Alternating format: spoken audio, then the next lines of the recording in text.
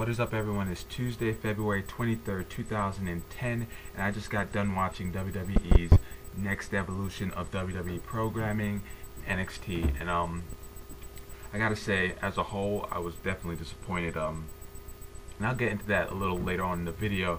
Let me start by saying it was hosted by Matt Striker, and that's already a strike against it, because while I think Matt Striker is a pretty good commentator, I don't really, I don't know, there's something about Matt Striker that kind of pisses me off, whether it be his $3 words or there's just something about him that I don't like.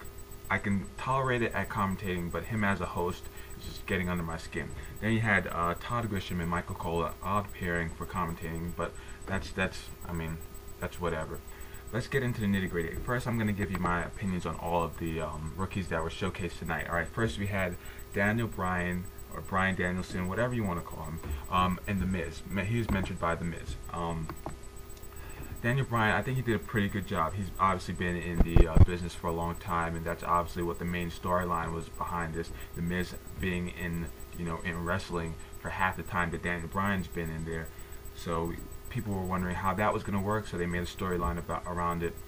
Darren Young being mentioned by CM Punk. Darren Young being portrayed as a crazy, wild kind of character, which is a foil or a stark contrast to CM Punk's character as Straight Edge. So that I didn't really care about that. David Tonga, they showed how he's in the Hollywood scene and all that good stuff, and he's being mentioned by R-Truth. He kind of showed a little promise. His character kind of showed a little promise, but I'm not really exactly sure what that's about. Probably the star that showed the most promise, along with Daniel Bryan, Heath Slater. This guy, I think, has the it factor. He has a star quality. I think he has the most promise of all of them to become a big star in WWE, and he's mentored by Christian, so I think that is a great combination. We also saw Michael Tarver being mentored by Carlito. Didn't really think too much about him. And Wade Barrett, also, I think he shows a little bit of promise. He had pretty good mic skills, being mentored by Chris Jericho. So the whole point behind this is, I know it's early, but as far as I see, the rookies didn't stand out too much besides Daniel Bryan and Heath Slater. And so that's basically what I saw. Now, let me get into the reason as to why this show was disappointing to me. Alright, basically what I was hoping for was basically, to sum it up, a Tough Enough.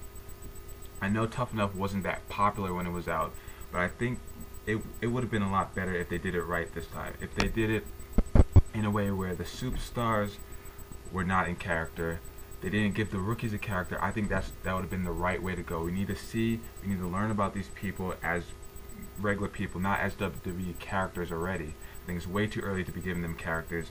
I would have loved to see the WWE superstars out of character and just teaching these guys the ropes. And even if they would have did it live in front of the audience, that would have been a cool concept, like a Tough Enough. And I just didn't like the fact that it was all manufactured, and it was, it was covered in WWE cheese sauce. It was just kind of a turn off, basically. As far as the action was tonight, the action wasn't that good. I mean, there was the main event with Daniel Bryan and Chris Jericho. I mean, it was okay. There was a nice spot with Daniel Bryan hopping over the top rope and getting slammed into the announcer table by Chris Jericho. But other than that, the main event was kind of sloppy, to tell you the truth, on Daniel Bryan's part. A lot of botches, a couple botches in there. So, like I said, it was kind of disappointing. I think if WWE is going to build this as the next evolution in WWE programming, they need to differentiate it, because really what it looked like was either a really good, or, if in your opinion, a really bad episode of ECW. It wasn't drastically different than anything we've seen before. I mean, I could have very well been watching an episode of ECW. I wish it would have been a real competition kind of show. Basically, that's what I was hoping for, but that's not what we got. So I want to know what you guys thought about WWE's first episode of NXT. Now, I'm not completely ruling it out. I'm going to give it a couple more chances. I think this kind of show needs, some time to develop.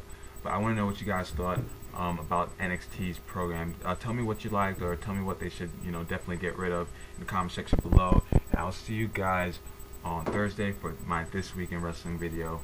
Peace out.